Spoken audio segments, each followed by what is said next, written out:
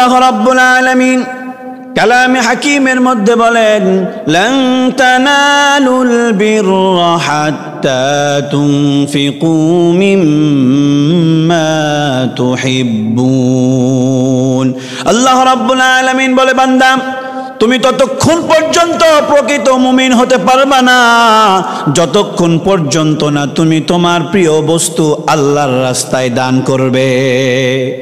আল্লাহর নবীর সাহাবী আব্দুর রহমান ইবনে আউফ রাদিয়াল্লাহু তাআলা আনহু আল্লাহর রাসূল সাল্লাল্লাহু আলাইহি ওয়াসাল্লাম হিজরত করে মক্কা থেকে মদিনায় চলে গিয়েছেন। আব্দুর রহমান ইবনে আউফ একা মক্কার অলিতে গলিতে ঘুরে বেড়ায়। প্রিয় মানুষ মক্কা ছেড়ে মদিনায় চলে গিয়েছে। কাফের মুশরিকেরা মুসলমানদের উপরে অত্যাচার বাড়িয়ে দিয়েছে। আব্দুর রহমান ইবনে আউফ চাইলেও মক্কা থেকে মদিনায় যাইতে পারতেছেন না। হাদিস শরীফের মধ্যে আসে, আব্দুর রহমান ইবনে আউফকে আল্লাহ রাব্বুল আলামিন এত সম্পদ দান করেছিলেন, মক্কা নগরীতে আব্দুর রহমান ইবনে আউফ একজন বড় ব্যবসায়িক ছিলেন। আব্দুর রহমান ইবনে আউফ আল্লাহর রাসূলের কাছে যাবেন, কাফের মুশরিকেরা আব্দুর রহমান ইবনে আউফকে ঘেরাও করে রেখেছে। আব্দুর রহমান ইবনে আউফ হিজরত করে মদিনায় যেতে পারে না। কয়েকদিন চলে গেল। আব্দুর রহমান ইবনে আউফ রাত্রিবেলা গভীর রাত্রে কোনো কাপড় পরিধান না করে, যাতে করে মক্কার মানুষগুলো আব্দুর রহমান ইবনে আউফকে চিনতে না পারে, উনি কোনো কাপড় পরিধান না করে শুধুমাত্র লজ্জাস্থান ঢাকার মতো একটা কাপড় পরিধান করে খালি গায়ে মক্কা থেকে রওনা করলেন। মদিনায় যখন গেলেন, রাত্রিবেলা ভোরের সময় মদিনায় উনি প্রবেশ করেছেন। মসজিদে নববীর দ্বার প্রান্তে গিয়ে দাঁড়িয়ে আছে। আল্লাহর রাসূল ফজরের নামাজের সময় আসবে। আল্লাহর রাসূল ফজরের সময় এসে জামাতে দাঁড়িয়ে গিয়ে নামাজ শেষ করার পরে আল্লাহর রাসূল পিছনে ঘুরে যখন তাকায় দেখে আব্দুর রহমান ইবনে আউফ খালি গায়ে দাঁড়ায় আল্লাহর রাসূলের দিকে চাতক পাখির মতো তাকিয়ে রয়েছে। দাড়িগুলোতে ধুলোবালি, চুলে ধুলোবালি লেগে রয়েছে, শরীরটা কালো হয়ে গিয়েছে। আল্লাহর রাসূল ডাক দিয়ে বলে, আব্দুর রহমান কেমনে এই জায়গায় তুমি আসলে? আব্দুর রহমান ইবনে আউফ বলে, রাসূল গো, আপনার প্রেমে এই জায়গায় ছুটে এসেছি। আল্লাহর রাসূল বলে, আব্দুর রহমান মক্কায় যখন তুমি চলাফেরা করতে তোমার সাথে 4-5 জন সব সময় বডিগার্ড হিসাবে থাকতো রে আব্দুর রহমান, মক্কা থেকে কয়জনকে সাথে করে নিয়ে এসেছো? আব্দুর রহমান ইবনে আউফ আল্লাহর রাসূলের দিকে চাতক পাখির মতো চেয়ে থেকে চোখ দিয়ে দরদর করে পানি পড়ে। আল্লাহর রাসূলকে ডাক দিয়ে বলে, নবী গো, আমার সাথে কেউ আসে নাই। এই যে তাকায় দেখেন, আমি শরীরে কোনো কাপড় পরিধান করার সুযোগটা পর্যন্ত পাই নাই, খালি শরীরে আল্লাহর রাসূলের জন্য আমি ছুটে এসেছি। আল্লাহর রাসূল আব্দুর রহমান ইবনে আউফকে ডাক দিয়ে বলেন, আব্দুর রহমান, এই যে সারা রাত্রি হিজরত করে মদিনা এসেছো, কিছু কি তুমি খেয়েছো? আব্দুর রহমান ইবনে আউফ ডাক দিয়ে বলে, নবী গো, ওই যে রাস্তায় কারো সাথে দেখা হয় নাই, কাফের মুশরিকদের ভয়ে পাহাড়ের গুহায় গুহায় লুকাইতে লুকাইতে আমি এই জায়গায় এসেছি। নবী গো, এখন পর্যন্ত আমি কিছু খাই নাই।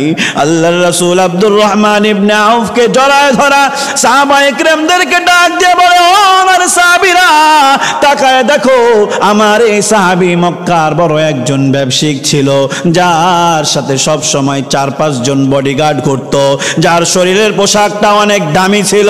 সে আজকে খালি গায়ে ইসলামের জন্য সব বিলিয়ে দিয়ে আমার কাছে চলে এসেছে। আল্লাহর রাসূল সাল্লাল্লাহু আলাইহি ওয়াসাল্লাম মদিনার সাহাবীদেরকে ডাক দিয়ে বলে, তোমাদের একজন ভাই মক্কা থেকে চলে এসেছে, কে আব্দুর রহমানের দায়িত্ব নিবা?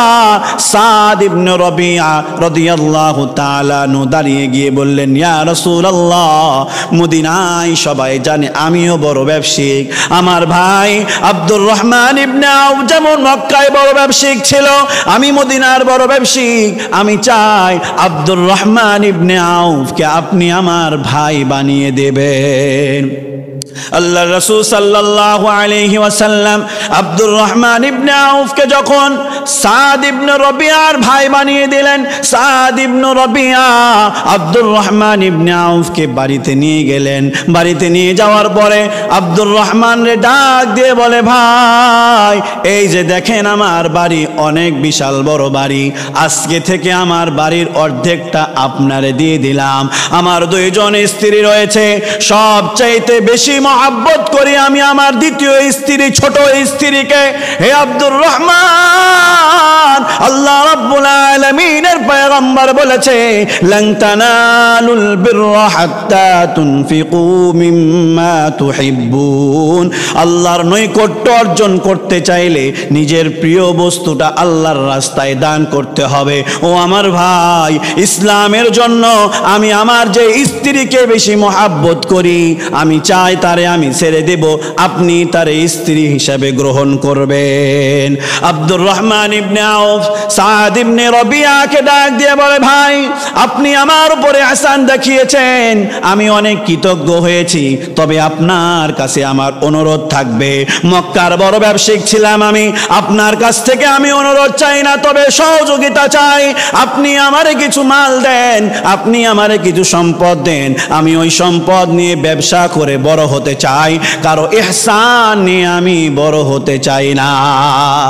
সুবহানাল্লাহি ওয়া বিহামদিহি। সাদ ইবনে রবিয়া উনি ইসলামের জন্য বিলাইতে চাইলেন, উনি ইসলামের জন্য সব দিয়ে দিতে চাইলেন। এটাই হচ্ছে ইসলামের শিক্ষা। দুঃখ আর পরিতাপের বিষয়, আমাদের দেশের মধ্যে নামধারী কিছু মুসলমান রয়েছে যারা দখলদারিত্ব, যারা মানুষের সম্পদ লুটপাটে ব্যস্ত রয়েছে।